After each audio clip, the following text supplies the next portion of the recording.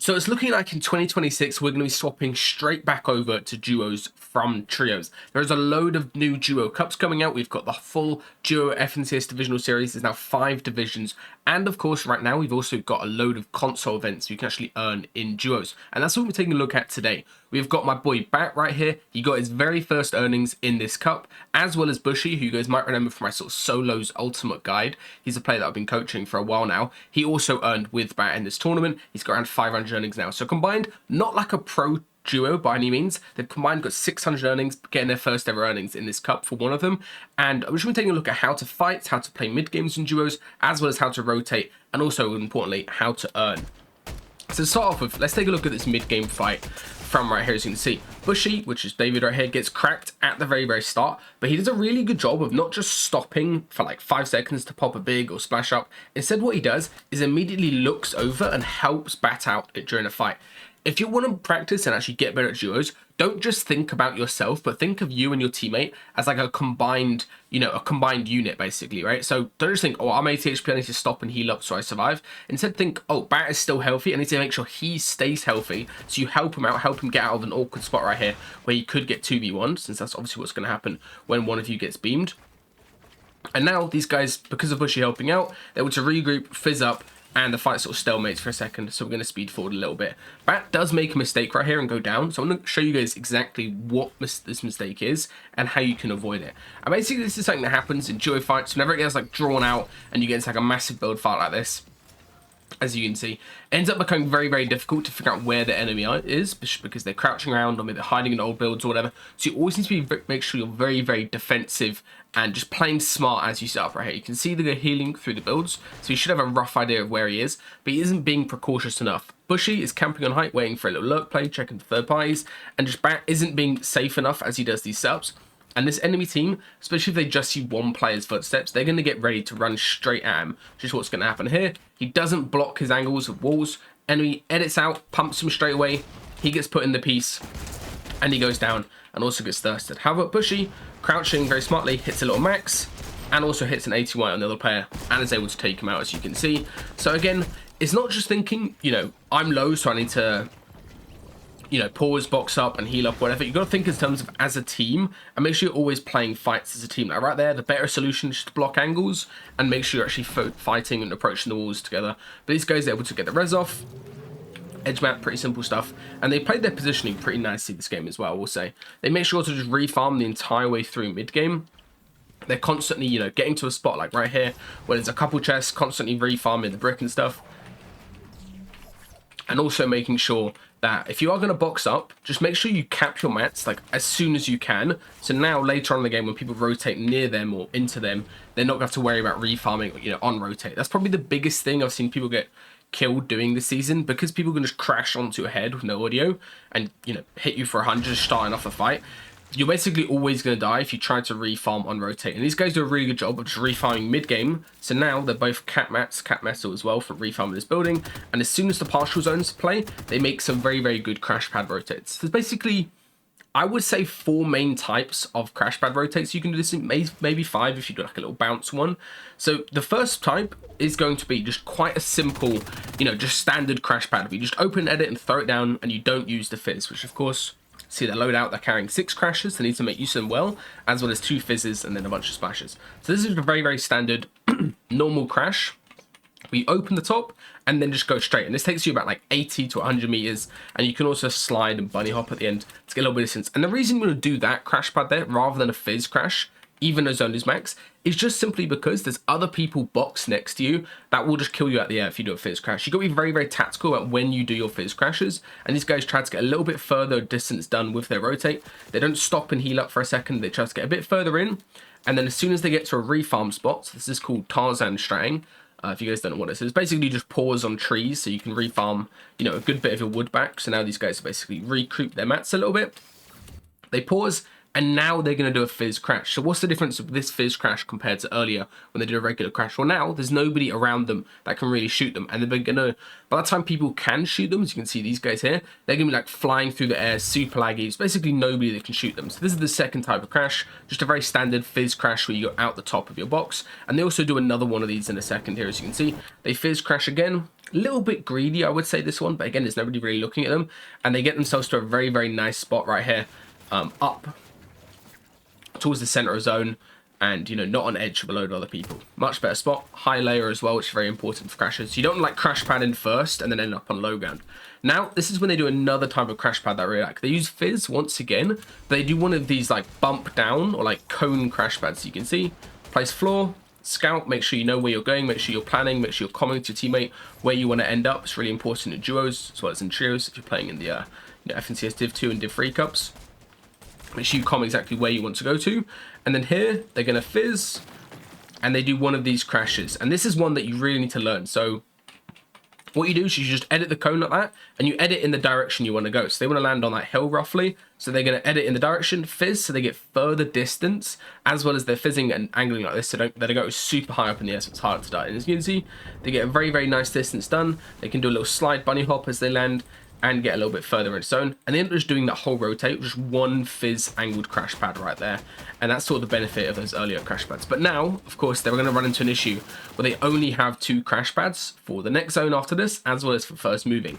So this is sort of the downside of playing loads of heals, which you sort of need to in a victory cup. You need lots of whites, as well as just in general duos. Having a lot of heals is good, but you have less crash pads. So you can play 12 crashes in duos, but I think it's actually better to just play 6 and just make sure those 6 are like really worthwhile and like smart crash pads, because that means later on in the game you're always going to be 200 HP alive together. And especially if you're doing what these guys do, where they just stick on each other for every rotate, like they're basically always hugging each other. It makes it very hard to, you know, take lots of damage and be split from your teammate and then obviously, you know, die because of that. So here they're good on surge, they're not greeding too much, just looking for a couple tags, and they're going to set up the next type of crash pad, I believe, where they fizz, crash, and then do a full open. So when would you do a full open fizz crash? Well, it's when you want to try to save your crash pads. You can see they've only got 1 left, so they don't want to use 2 on this rotate. They want to save 1 for first moving. And this is also very, very important that you have good timings with this crash. You want to make sure everybody else around you, this is literally so important. It's probably my #1 tip for the season. If you're going to do a fizz high crash and not like an angled or not just like a regular crash, make sure everybody else is gone. So they've seen on visual audio, they've seen people throwing the crashes, they've heard it, they've seen, you know, the little icon that pops up. Everyone has crashed, as well as people in front of them are now padding. So these teams here, as you can see, they're now actually also going. So they know they're very, very free to do this. And also people in the middle of zone can't really hold back because they still need to get in. It's like the perfect opportunity to do it. And what ends up happening, they get this entire rotate done in one go. Very, very good spot. They choose a nice layer as well. So they're not like dropping low ground the whole time whenever they crash. They're trying to stay up in nice layers. And now this one crash pad they have for next moving is going to be, you know, really impactful. It's going to get them to a very, very good spot towards the front side. And then simply, because of how good their mats are, 96 builds, well, they're 108 builds, 55 builds, so basically got over 1.5k mats. All they need to do is just tarp and find like 2 or 3 key refreshes, which is what I'm going to take a look at next. So first moving pools, they scout, they figured out exactly where they want to go to. You can see the pings. They're not marking, you know, where they hope to go to later, like dead side of first moving. So they're landing exactly where they're marking, scouting over and over, so your teammate, you know, has a rough idea of where they're going. Also commenting to your teammate, and they do another crash pad, and again, this time not with fizz. This is just a standard open top crash. The last type of crash, I'll just explain it quickly.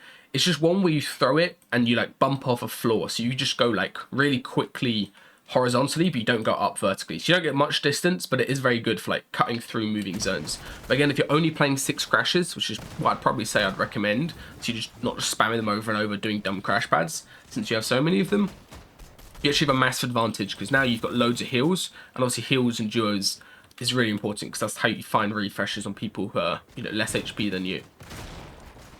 So Bushy does a nice little play in a second, sneaks round. They started to scout. You can see here they're playing dead side and moving zones. So their zone is pulling from the south up to the north. So everybody's down here on the south side, and they're already playing this north sort of expanding side. Really good play by them. And they end up finding a nice little kill here. That guy running around, not too healthy. They do a good job of pressuring off the teammate, but not like aggroing to fight this guy. You don't actually need to fight and get both duos. All you need to do is make sure you get the body, and also make sure you don't get like third partied as you claim the body. So that's why it's important not to try to kill both members of duo. Just kill one. Ideally the front guy, because he's probably got more mats just because he's leading. But if you kill the back guy, that's completely fine as well. And they get a very, very nice second moving pool here, as you can see. The real benefit of playing the way they did, where they went towards the dead side, the expanding side, is now when zone pulls, they have basically a really clear straight line to just rotate quite simply. All they do, got up players, very, very nice, and they can just tarp for the rest of the zone. And Bushy also, David right here, does a very, very nice tarp. I think you guys should learn as well. I've seen pros do this for ages in Fizz metas, but Rapid does this a lot. Who's obviously one of the best NAR gels. Just do a little floor in wood, bounce your head along like that, and you get a very, very nice distance. You can refarm the wood on the trees and stuff as well, just like they were doing earlier. Nice awareness here to scout height. They could potentially chop height. Like, let me know in the comments, do you think this is a good height chop? Obviously, it's only one build, but the risk is you don't know if there's somebody like back here looking at you, and they're also fighting, so they could potentially chop height, but I actually think they don't need to. They could do it, but look at their mats. I think they just need to play mid ground, especially with how close they are to next zone. If they just play mid ground and don't get themselves griefed, whenever height is like, being super aggro and you can just rotate completely for free underneath it and they're all fighting each other there, that allows you to save so much mats compared to other people in the lobby, and also allows you to very easily get into, a heal off situation in a second. Now, third moving continues to play far. You can see how simple this game has been from them. Let me swap over to back right here, as you can see. All they do is just rotate on one side of zone. So very, very key. They've been sticking to the left-hand side of zone. This is a really good rule of thumb. If you're just playing, moving zones and you're swapping from left to right to middle to left to right, that is very, very bad. You're just going to be wasting mats. But if you just stick on one side of zone, do nice simple tarps like this where you burn through wood as you cut the distance, and then as you get into a permanent box, you build in metal, you will have such better endgames and you have a much higher chance of calling for divisions. I think the duo divisional starts in less than 2 weeks. It starts just after globals, so the week after globals we're going to get straight into the duo FNCS divisionals, and they're only one-day cups as well. So there's 2 one-day cups a week, and basically you have 2 chances to qualify up the divisions, and obviously the higher you can get, the better from the placement cup. Now they do a full tarp in into the end of first moving, and Bushy goes down jumping in box for a refresh, but you can see the advantage of, even though he goes down here, back could still win the game from this point as a solo, or still get a top 3, just because he's got so many mats. Bushy could always drop him his mats, but luckily for them, they actually pull zone straight back. So the benefit of doing this full tarp on mid ground, if you do get knocked, you can easily get a res off. They splash out to full. Make sure to save this chugs a little bit. No, don't waste chugs for whites, or for shield, sorry. Try to save them for whites, and they end up just doing a nice simple tarp. And this is where I think they make a little bit of a mistake. As you can see, zone pulls back south, so sort of bounce back. They should actually stick to the side they were on earlier. So they were on the left side here. They should stick to the right side on the way back. But I think they swapped to the other side when, basically all of this is their builds and stuff they could just hug through. And they decided to start playing in the middle of zone right here, which isn't the worst idea. When you play middle of zone like this, you basically secure your layer and you don't let anybody else, claim your layer. And these guys immediately start chopping through. Take a low damage right there. For some reason, Siphon is bugged on console. I have literally no idea why. Doesn't get Siphon right there. And they decide to swap who's playing heal off. Since obviously, Bushy just took a load of damage. What's he going to do? He gives back all of the medkits and all the whites. So now he's set up for heal off. And literally all they need to do is just stand on each other. If you note this game, literally the whole way throughout this game, except during that very, very early mid-game fight that they were in, they've basically been on top of each other the whole time. And that is why they were able to get Bat's first earnings right here. Bushy drops down, tries to get into a little scrap, goes down, completely fine. He does a good job of scroll wheeling, picking up a med mist. So maybe Bat can play that later if he marks it on the floor or whatever. But as you can see, basically everybody is just Mex playing heal off, and all he needs to do, spam med kits over and over. I mean, he goes now to play heal off. It's nothing crazy. Spams all the meds just like that. Hopefully he finds the med mist. Yeah, he finds the med mist that Bushy dropped from earlier. Nice. And that literally that med mist, I don't know if it saved him, but definitely was helpful.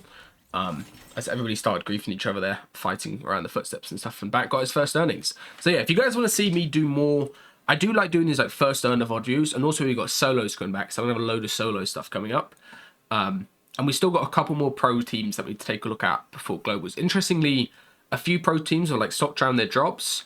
There's been some interesting developments on EU and on NA so far. And also, we have got a load of good stuff happening with the Cups this season. So let me know what you guys want to see in the comments down below. I'll literally make whatever videos you want. And unfortunately, I'm a bit sick at the moment, so no videos this past week. But hopefully you enjoyed this one. So please leave a like, and I'll see you guys in the next video in a bit.